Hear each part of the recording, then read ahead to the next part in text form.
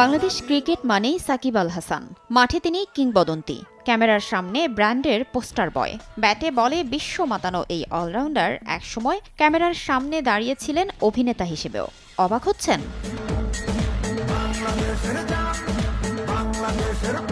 নির্মাতা রাজিবুল হোসেন এক যুগ আগে তৈরি করছিলেন সিনেমা সবকিছু পেছন ফেলে। শহরের 5 তরুণ তরুণীর গল্পে অতিথি চরিত্রে যুক্ত হয়েছিলেন সাকিব। কক্সবাজারে ক্যামেরার সামনে দাঁড়ান, শুটিংও এগিয়েছিল অনেকটা। সবকিছু চলছিল নিয়ম মাফিক। হঠাৎ সংবাদ মাধ্যমে সাকিবের অভিনয়ের খবর প্রকাশ হতেই তিনি অস্বীকার করলেন পুরো ব্যাপারটা।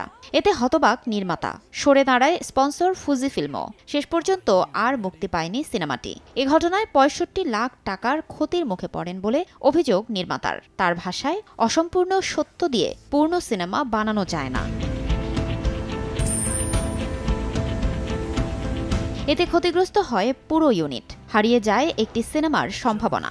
যদিও এ বিষয়ে সাকিবের পক্ষ থেকে এখন পর্যন্ত কিছুই জানা যায়নি। ক্রীড়াক্ষেত্রে দুর্দান্ত হলেও সিনেমা জগতে সাকিবের এই অভিজ্ঞতা শেষ হয় বিতর্ক আর আক্ষেপে।